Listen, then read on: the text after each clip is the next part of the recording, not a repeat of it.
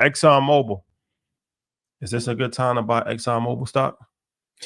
I know because of the Microsoft deal, everyone wants to find a way to invest in energy. Exxon, of course, is a leader in the space, but I don't think on a pure return basis, you guys should be looking at a bunch of energy companies. Exxon has done great, currently at 116. The high was 123, 133. You gotta wait. You gotta wait till at least a pullback of 110, 111 before I would even want to touch it for a few shares. So no, now is not the ideal time to buy. And homework assignment. Look per sector who gives the best returns decade over decade. They're like, okay, they went down to $30 in 2020. They're at 123. Not a bad multiple. If you compare it to Palantir, which I don't like, Nvidia, Microsoft, Eli Lilly, the returns are more robust in other sectors.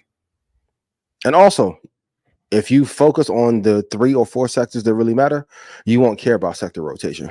A lot of times people are sector rotating out of stuff because they were in the wrong sector to begin with. Just follow the winners and you'll be good. But out of the energy space, I do like them the most, for sure. Yeah. Investing's not that hard. And buy the top 3 sectors, buy the top 2 companies, rinse and repeat. So here's a question here now, right? If we spoke about the AI, right, revolution, is oil the energy we should be looking at, or is it nuclear energy, which is more efficient and probably obviously going to cost? Are those the companies we should be looking at if we're talking about the future of energy? I think nuclear is more important. Fusion is very important. One day on Blackout, we're going to talk about the oil industry, and then if it's made from fossil fuels, you don't think that we dug up all the dinosaur bones that we can to refine them to make oil? But it's above my pay grade. It's a lot of fossils. A lot of fossils, yo. But what do I know? This guy on YouTube that should have improved our thumbnails 3 years ago. What the fuck are we talking about? 2 billion years ago. Yeah. So, but yeah, I think fusion will be the technology that matters a lot, and I think tech will invest a lot into nuclear as well. I think so. I'm with you on that. Yeah. There's a new ETF that utilizes artificial intelligence to emulate Warren Buffett's investment style. Is relying on AI to replicate the strategies of known investors a smart approach, or are there unseen risks for investors that should stay away from? I'm gonna be real. There are some unseen dangers, but if you have us, why do you need? We was the AI before the AI came out. I know it seems sexy, but they're going to just end up putting you in the same ones that Vanguard owns.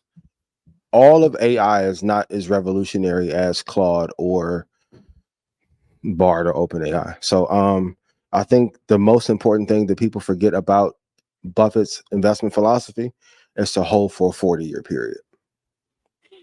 Not saying that the picks don't matter, but length of time in the investment matters a lot more. Price in plus holding for a long period of time is really the key. It's not about purely about the stocks in itself, because I wouldn't have invested in Coca-Cola the last 10 years, but he's had a multi-decade long position in them. So length of time matters more than anything. Yeah. Yeah, I think that's a piece, right? Like you can invest in Occidental and hope for its potential growth, and obviously, I mean, not hope, but they've done their homework on it. But when you have Apple leading a portfolio for 25 years, 30 years, that it's panned out pretty well. I mean, that helps. That helps in it, right? Coca-Cola, Chevron, all these other companies, they're inside your portfolio. Yeah. You have to keep it, and ETFs make it even safer, right? You're not, investing in an individual company, but it has to be over a 5 to maybe 25-year period. You see the type of returns that most people think that are going to come, right? Like Apple's not just going to jump 200% every year, right? It'll have ebbs and flows as well. But yeah, you got to keep it. Even with us, if you have it for 10 years, one of the best returns ever. Even going back to the war. Because there's no money in war unless you sell the arms. But even for those who choose to be enemies, are you really going to be an enemy for 10 years, or you thought about this for 1 or 2 years? The other 8, hell is going to rain on you. It's not worth it. Everybody who said they were Apple killer, Microsoft killer, Cisco killer, Oracle killer, where are they at now? Dead. If your main aim is to take someone down, at best, the company goes away. At worst, they disrupt your family for several generations. Them Microsoft battles back in the day when Gates was there were real. He made some of them people move to a whole nother sector or space or country when he was done. It is more profitable to get along and be peaceful. Yeah. That's why you see Microsoft, OpenAI, everybody teaming up together. That's what I was going to say, that the absolute best opportunity is that they say, you know what, you are valuable, we'll acquire you, and then in 5 years, they'll change the CEO and you'll lose your job. But hey, you had a liquidation event. Congrats. Yep. Schlumbergers? Slumber. Yeah. Want to do it again? Slumber. Yes. Stock at one point was as hot as Nvidia, but that was a long time ago. So yeah, what's the deal? Ain't nobody come to see you, Otis. No, I like Slumber for the time. Is there still value there? Yes, but I think what often happens is, like, men, you guys sometimes do this. You have a good girl and lose her, and then you'll be like, okay, the next girl I get, I'm going to treat. Sometimes in life, when you miss an opportunity, it's just over. If you missed Nvidia, the best thing you can do is try and invest privately into Starlink, OpenAI, if you can find a way in, or find an amazing company that is not publicly traded yet. I think Slumber is an amazing company, but to compare it to Nvidia, I think is a misstep, especially if you compare profit margin. And that, I think the industrial era that was once dominant, even in oil and gas and energy, it's been refined, no pun intended, and a lot of the tech power players are going to eat up that space. Like, I wouldn't be surprised at some point if one of these tech companies disrupts oil and gas. Tesla tried to. It had a lot of pushback, but it's going to be like, we're almost halfway into a new decade. We're going to have a correction if they announce it in 2027. 2030 is right around the corner. The players from 1990 and early 2000s are not going to lead. I'm sorry, it's not going to happen. And here's how you know, is what BlackRock determined, shout to BlackRock, which will have a dominant force that's a good indication, and what's in that Mag 7. They're telling you these are the most important companies in the world. Before it was FANG, then they reallocated that and made the Mag 7. They're telling you, and clear as day, here are the companies that are going to dominate. So is there value in Slumber? Yes. Is it close to Nvidia? I'm closer to a dinosaur than Slumber is to Nvidia. Don't ground up my fossil fuels and put me in a car, please.